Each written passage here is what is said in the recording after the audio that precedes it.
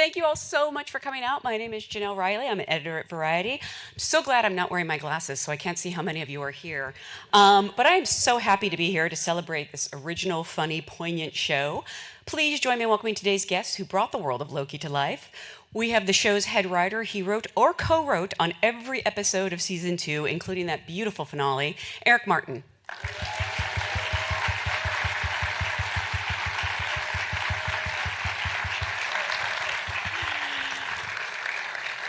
They are executive producers on LOKI and the director of half of these episodes, including Glorious Purpose, the one you just saw. Please welcome Aaron Murhedd and Justin Bенson. Aaron and Justin, right? Okay. Justin's awesome. Thank you. We have a wonderful actress you've seen on series like Flowers and Peacock. She is, of course, a Critics' Choice Award nominee for her work as Sylvie on LOKI. Please welcome Sophia Di Martino.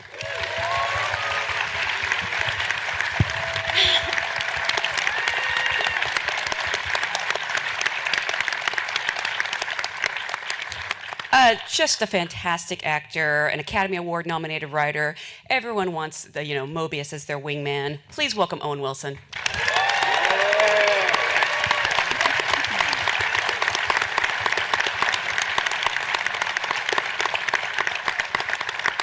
Okay, I think that's everyone.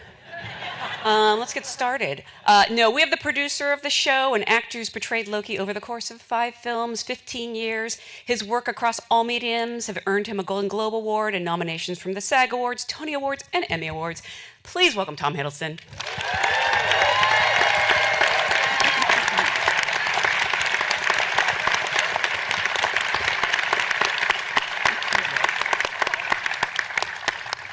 Of course. Thank you all so much for being here. And can I just say, as a fan of the series and the characters, thanks for not messing it up. That's the fear, when they continue something that you love, you want it, but you also, and so many shows don't stick the landing. Although I'm refusing to refer to this as a season finale, a series finale. It's the season finale, and it was just so beautifully done. I've pretty much been crying since it aired. What I always like to do, however, when we have people as accomplished as any of you, is go back to the beginning and ask, what was your first job in this business? Did you start in the mailroom of an agency? Were you, working on commercials? What do you sort of consider your entree into show business? And let's start with Eric.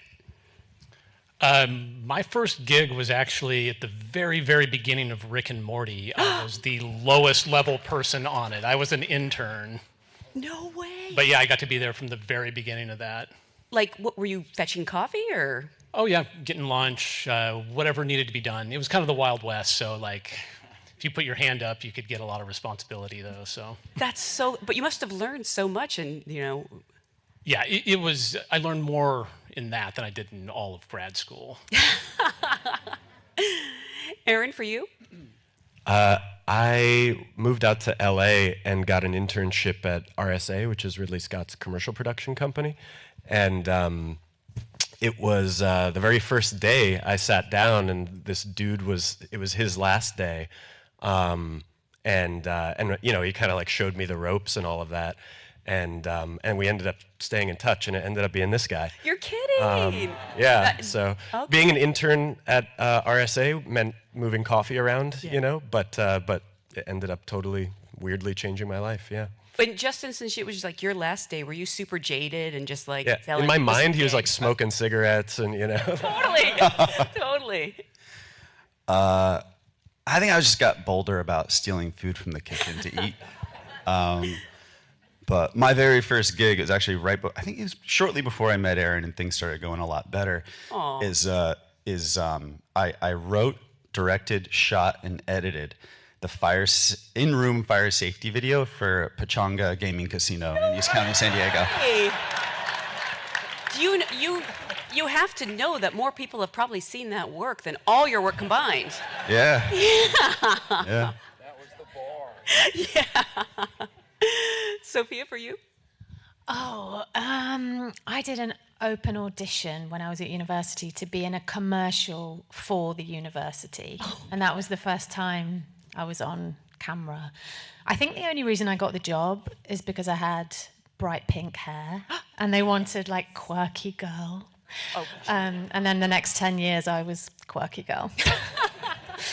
Not a bad thing to be. Owen, for you? Well, we came out to Los Angeles. Jim Brooks was the producer who brought us out to work on Bottle Rocket. And so we had done a short in Dallas, and then he brought us out here. And I think we even had a test screening maybe in this theater. Really? Another test screening that didn't do well. Well, here we're making new good memories. Yes, exactly. Really? It didn't do well? I think Sony said it was one of their worst testing movies in history. Tom, for you?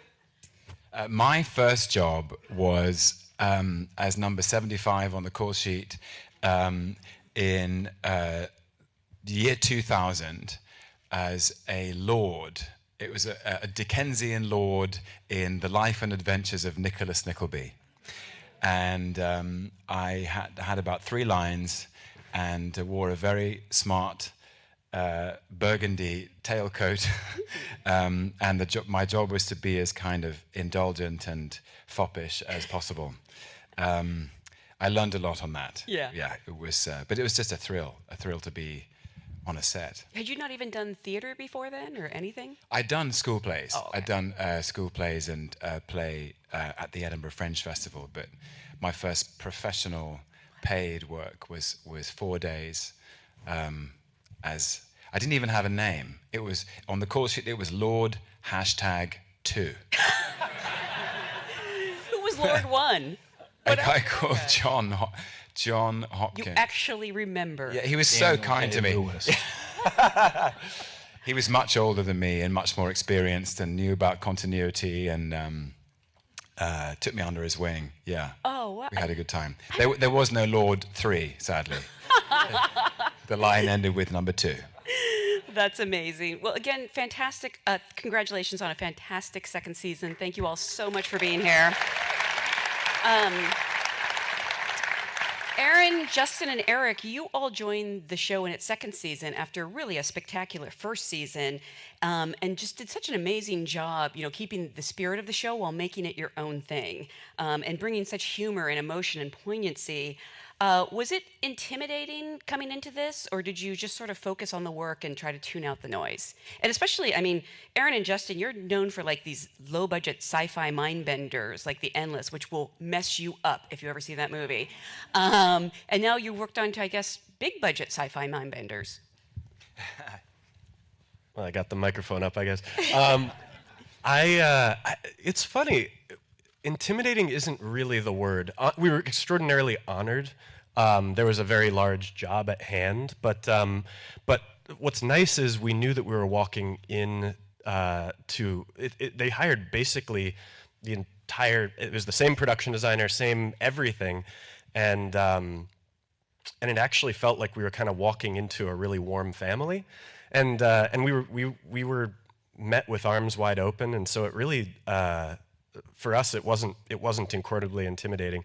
The long days trying to use the flow charts to figure out exactly what the temporal loom does, and how it all that kind of stuff got a little mind bending for ourselves. Yeah.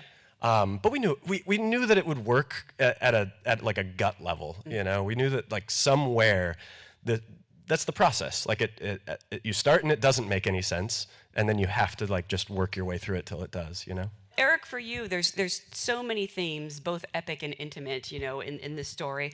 I'd love to know how you sort of, settled on exactly what story you wanted to tell, knowing that there's so much mythology from hundreds of years to bring into this. I tried to make it as small as possible at first. Really, this show is about Loki, and Tom has been playing this character for so long, and if this was going to be the last version of Loki on the screen, I wanted to make it intimate in that way. This is his journey going from a lowercase g god to a capital G god. That was kind of the pitch at the beginning, and I wanted to give him his throne that he had always wanted, but make it not that thing anymore. This was a different version, a different person taking that. And so just keep it as a character story, and then, add in all that time travel and this giant tapestry we got to weave. So it got to be a big thing. And when you pitched that, were you surprised at how positively people responded? Were you sort of surprised you could come in and do what you wanted? Really, they were just like, please go do something, make this, just go ahead. Yes, please. But they loved the grandeur of the idea of like building Loki up to this capital G god. And Tom, you obviously know this character better than anyone, having lived with him for 15 years. And as a producer on the show, what was sort of your feedback or your reaction to like sort of hearing these various pitches? Well, I felt like, truthfully, it was just the most organic process of continual discovery. And we all agreed very early on that we wanted to find a way of bringing it full circle and to go back to where we started, but with new meaning. And so we went back to Loki's origins. We went back to his broken heart and his sense of being an outcast and on the margins, a broken soul in some way. And then that grief turns into grievance, which makes him say in Avengers, I am Loki of Asgard and I am burdened with glorious purpose. And when we were in the writer's room, we had glorious purpose on the wall in the whiteboard, trying to reinvestigate, redefine, and rediscover what glorious purpose might mean for Loki. And it's through his humility and curiosity, and principally through his new friendships with Mobius and with Sylvie, and that he learns, as Mobius says, sometimes purpose is more burden than glory. And in order to become the best version of yourself, you have to accept your past. You have to make peace with your mistakes and your missteps and your failure. And he finds his new purpose because he's found friends he loves and cares for, and then gives his life to protect the lives of others. How did you feel when you sort of knew that this was going to be his arc? Was it a little bittersweet? Because you have to love this person that, you know, has been in your life all this time, and the ending is so beautiful but so sad for him. He's a complex character. It's been the most magnificent, emotional roller coaster with so many twists and turns and so many peaks and valleys. And what I love about playing him is that he, and I said this to Owen when we first met for season 1, is that he has the whole range of the piano. He plays all the keys. He plays the light keys and he plays the heavy keys. But there was something I found, and I hope it transmits to you and to the audience, something very poetic and cathartic about his redemption. That we could find a place to land which would give him peace, but also allow him to accept his destiny and control it.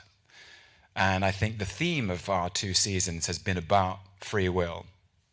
Are we in control of our own lives? Can a leopard change his spots? Can Loki, who's been defined in other stories by being a villain, can he turn it around and become a hero? And so it's bittersweet and it's melancholy at the end, but I found it very moving and fulfilling. For the directors and the writer, how nice was it to have a star who actually has like this vast knowledge of Norse mythology and, you know, everything you could want to know about gods and monsters? The library of Loki. Like, seriously, no, like you're insanely giving about that. I mean, you could have been like every day caught us slipping on something and been like, remember like 15 years ago, this thing happened. But you were always so nice about it. And yeah, you were the most valuable resource of getting to the heart of Loki on set. Well, I remember something that you both said when we first met. The first time I met Justin and Aaron, they came into a meeting at Marvel, and I was there with Kevin Wright, our producer, who I just want to pay tribute to today. He has such an enormous, he gave such enormous commitment to making this. And it was just the 4 of us, and one of the first things you both said in the meeting was, we would love, if we get to do this, we would love to lean in to every character's vulnerability, which became almost the spine of the series. That LOKI has a vulnerability. He's unstable, he's anxious, he needs to stop this oncoming war. Mobius is vulnerable. I hope you don't mind me saying this, Owen. Like, like he thinks he's an analyst at the TVA, but at the back of his mind, he knows he had a life on the timeline, and he hasn't looked yet. Sylvie's vulnerable because she did what she came here to do. I hope you don't mind me saying this, Sophia. She killed He Who Remains. What next? And B15 is vulnerable, played by the great Wimi Masaku. She doesn't know what to do. Ouroboros, OB, played by the radiant and joyful Ki Hui Kwan. He's like, wait, the TVA is not real? And so there was this, it was a really fruitful and nourishing sort of water to swim in or territory to play in. It was this theme of vulnerability in every character.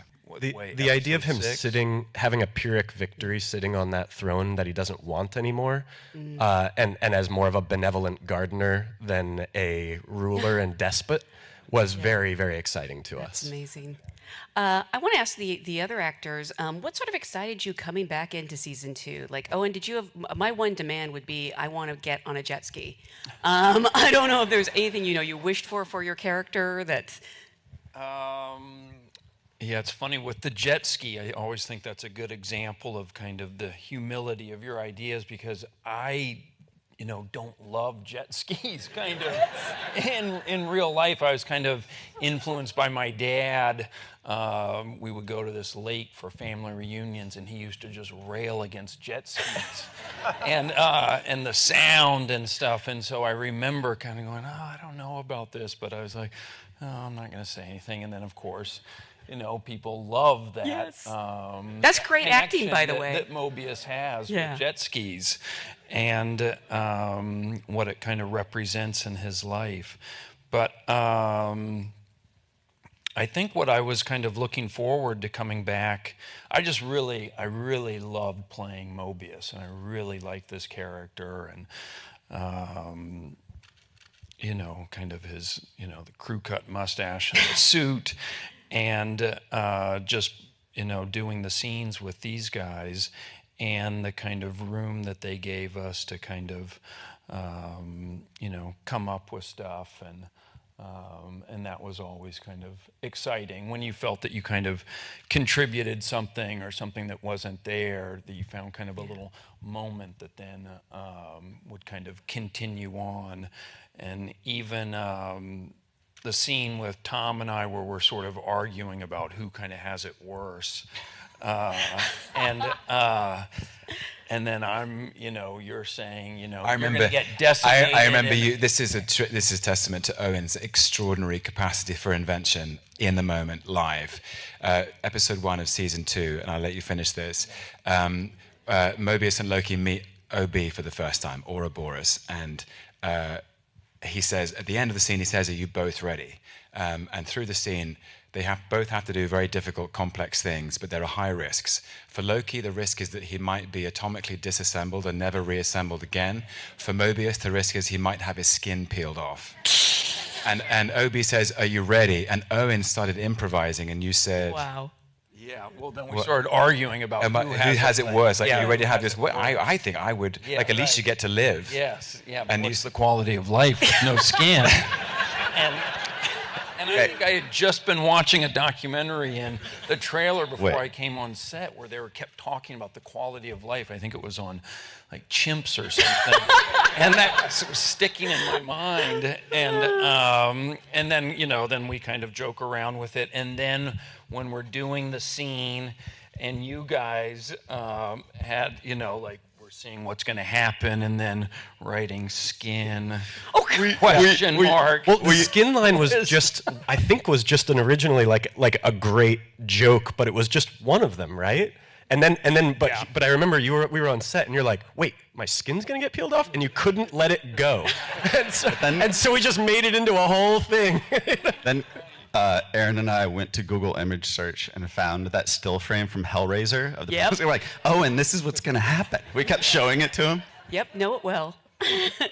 So, And so that's always, to me, kind of the fun, because, you know, you get a script, and even if it's really funny or really good, you know, by the 50th time that you've said it, sometimes it's not. So when you kind of find something that gets you excited, and you talked about Kevin Wright, you know, just how open everyone was to kind of, you know, a good idea or trying something new. And, yeah, so that always kind of made it exciting and fun for me to come to work. yeah. So is you pretending to love jet skis like some of the hardest acting you've done in your life? I think playing a math teacher in a movie was probably some of it. I did come to love, I didn't really know jet skis. That was the thing. My father had never really, I felt it was just, wasn't even allowed. So then through this, I discovered that I actually really do have a connection with these beautiful machines. But that thing that I say about it's a perfect, you know, something about form and function. A marriage of form and function. Form and function. I remember that was like, my brother was talking to some architect who was saying that a hose is the perfect form and function. And that always stuck in my mind about a hose being the best example of form. That's amazing. Function. Amazing. And so then when we're talking about jet skis, well, form and function, the jet ski. Sophia, for you, were you excited about getting to work at McDonald's or? Oh, man. So at the end of series 1, Kevin Wright, again, sat me down. We literally just finished filming the final scene, the final shot. You know, it was the finale. We'd all finished filming. And he said to me, where do you think Sylvie goes next? What do you think she does? What's her story? And I was exhausted. Obviously, we'd just done a whole series. I was like, wow, I just think she'd be really hungry. She's been on the run for so long. She's just killed this guy. She'd want a burger. Really? And that's my lesson in being careful what you say to producers. No way. Because before I know it, I'm wearing a 1982 McDonald's uniform.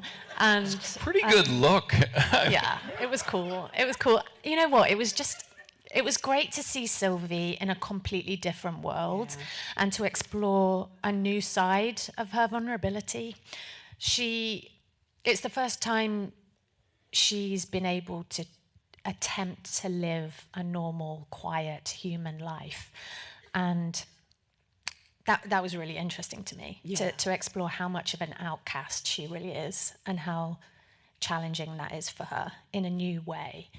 And a new type of bravery for her to fight for that and to try and let people in and to try and trust. And I think ultimately she doesn't do it, and she doesn't manage, and you know, she loses everything again, and it's kind of tragic. But yeah, all of that was obviously a massive gift to play. Yeah. So yeah.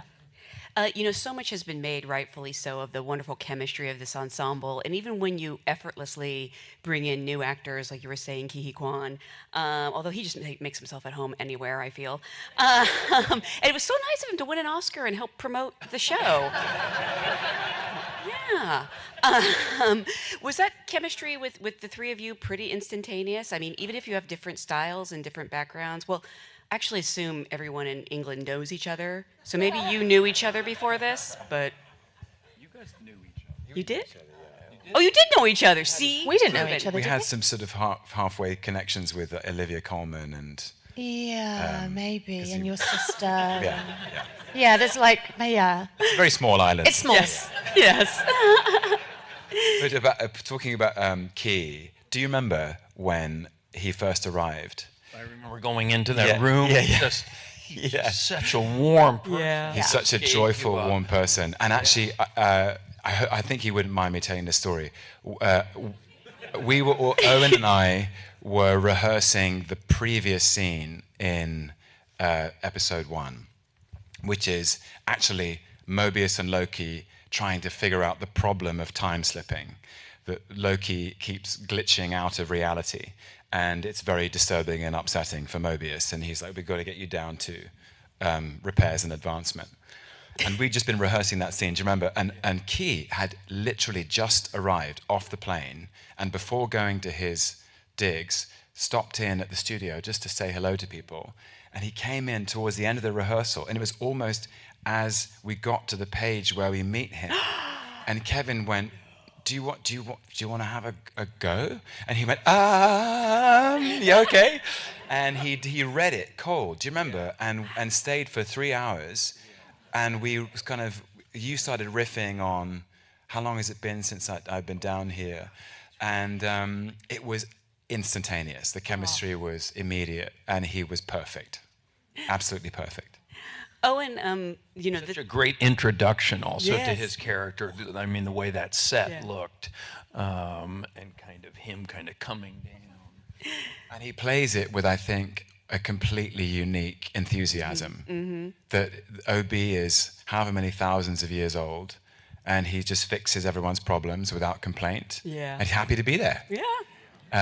He was just such a joyful addition to the team. He's such an honest person that it's like the person you see on screen, the person you see at like awards shows and stuff like that, because he keeps on winning awards. And taking selfies. Yeah, and taking selfies. That's just exactly who he is one-on-one. Exactly. Unlike you guys, monsters. But, you know, like, but he really, isn't it true though? Is like you see it and you're just like, his enthusiasm does not end. Yeah. It's unbelievable.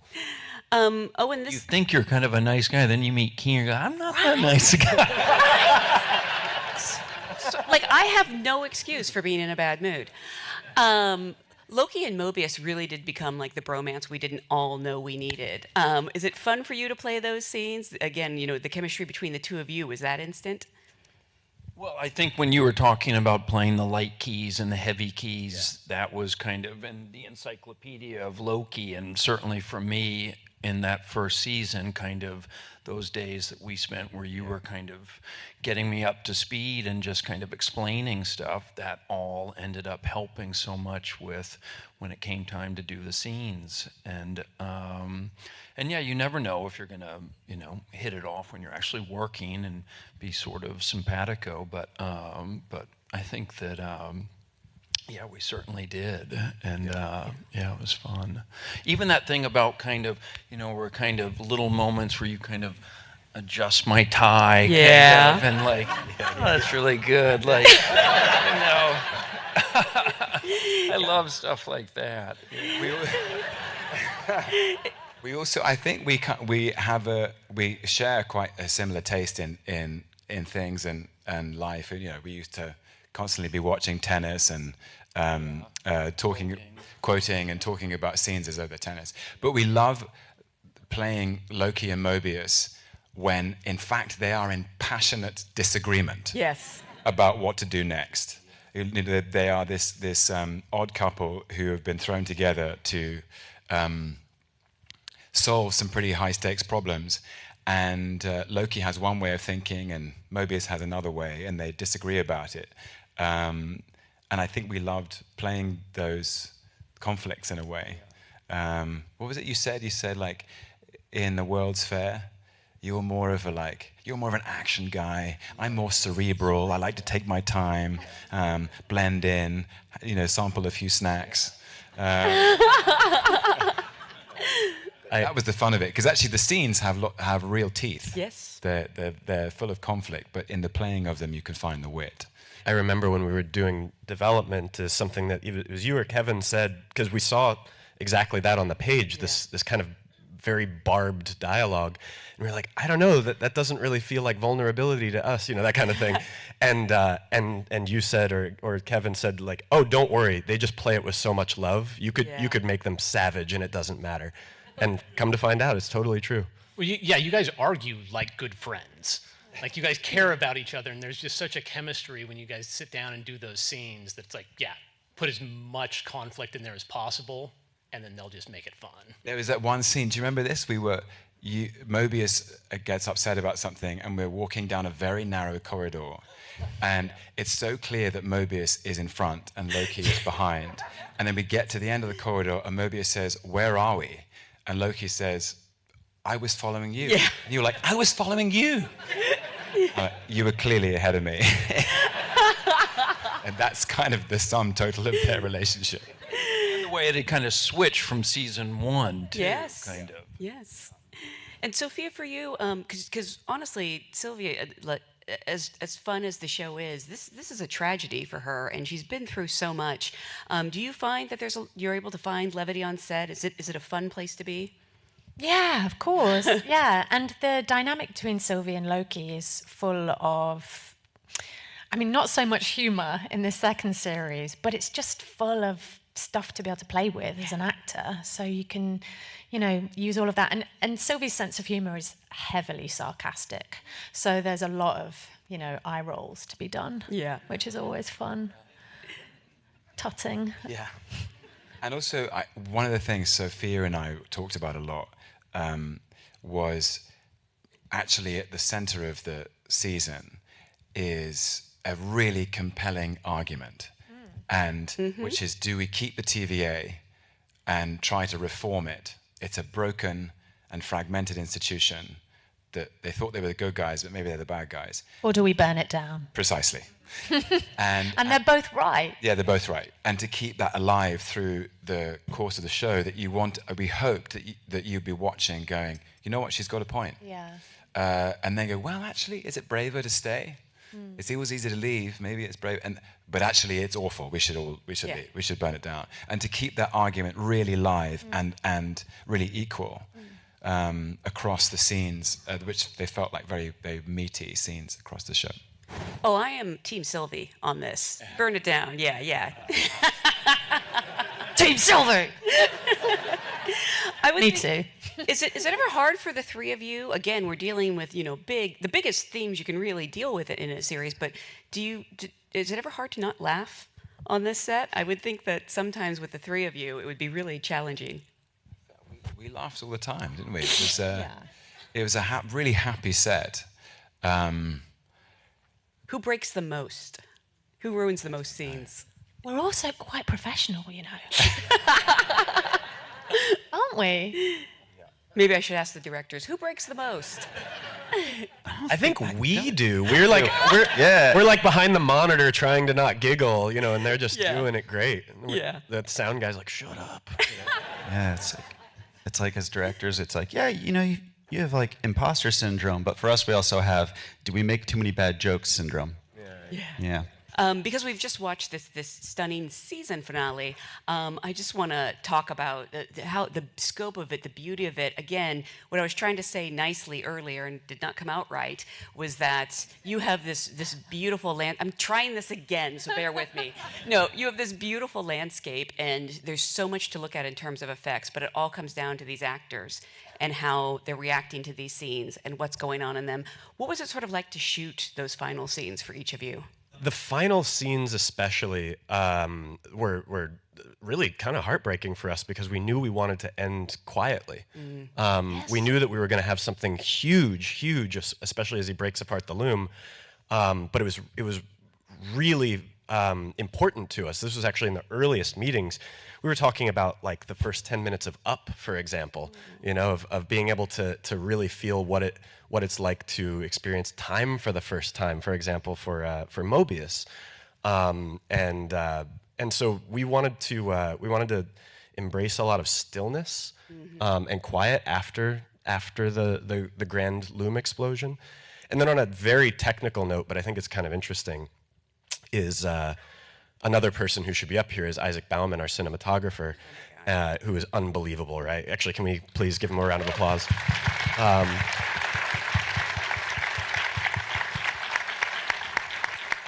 And something that we ended up using a lot with him was wide-angle close-ups, which means you can get a lot of the environment for these gorgeous sets and also just for what's happening while still being able to stay close to the characters and really feel like you're I mean, sometimes the camera was quite literally a foot or two away from them.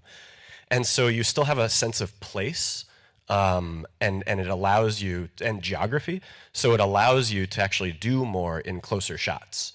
And so we got the kind of a win-win situation of being able to feel very present with the characters while also not having to cut away to show what's happening. Mm-hmm. As actors, especially Owen and I'm so sorry, it's so hard not to call you Sylvie, Sophia, being fairly new to the Marvel Universe, although you've done work with other special effects, how challenging is it as an actor to be, you know, told you have to like deliver this epic performance or you're reacting to something and it might just be a tennis ball? I mean, I quite like it. Yeah. I enjoy the challenge of having to use imagination and just guess what, you know, spaghettification is when you read it in a script, and just sort of make it up as we go along. You know, we were all sort of imagining what it would feel like to turn into spaghetti. And that's fun. That's what's so playful about it. I think when we were doing the final scenes, when we were looking out from the top, didn't you actually do the walk a bunch of times? I did. I feel like Tom's very good at like being there. So we're not just looking at a piece of tape on the wall as like you sometimes would be. Well, the number one on the call sheet goes and has a facial or something. Like Tom's there usually doing it. So even if he's not on screen, he's there. We're looking at him, which is very helpful. But it is true. We're always kind of there. So that, you know, our last scene together, that kind of quiet scene where all of a sudden Loki's not there. I think that felt strange to us, and we even sort of say that. Yeah. And that was kind of I was kind of that felt emotional, kind of doing that scene, more so actually than the scene where we kind of say goodbye, because I wasn't quite aware, and we shot that on, you know, Day one. Was it day You're one? kidding. Day one. Yeah. So, and then of course, then the way they make it look with that sort of Pink Floyd kind of, It's true. you know, disappearing. Yeah. So when you see that, I wasn't aware of that when I was doing it. A little bit kind of shaking hands, but it was more sort of the strangeness. So when I saw it, you know, I think it's emotional. And Tom, what was going through your mind at that point? I know you're a stage actor, but use the mic. Sorry. It was a very emotional day,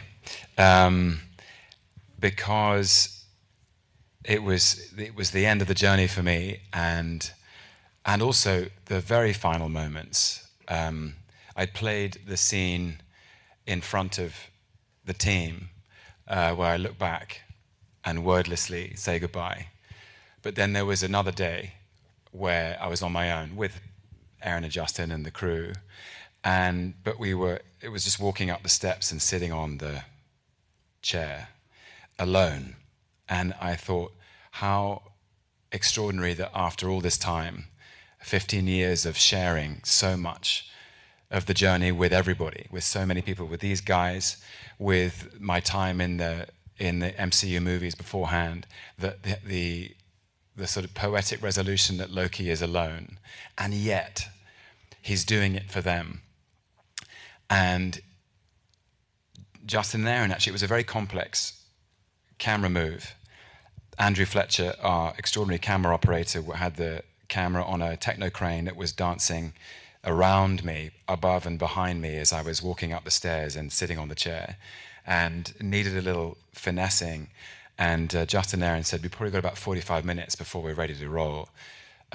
Why don't you go back to your dressing room and have a look at the journey of the last 15 years?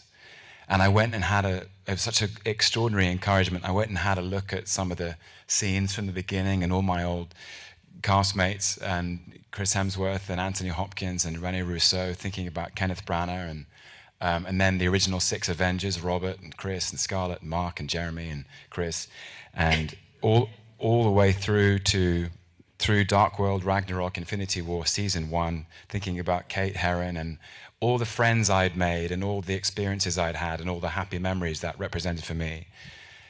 And finally, I realized LOKI is doing this for his friends and the people he loves.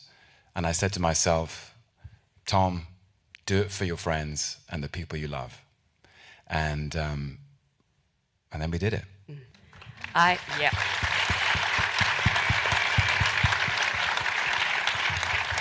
I'm not even going to attempt to follow that. I just want to say, please join us for the reception downstairs. I want to say, if this is the end, thank you for a beautiful finale. But hopefully we'll see you all soon. Thank you for being here. Thank you very much.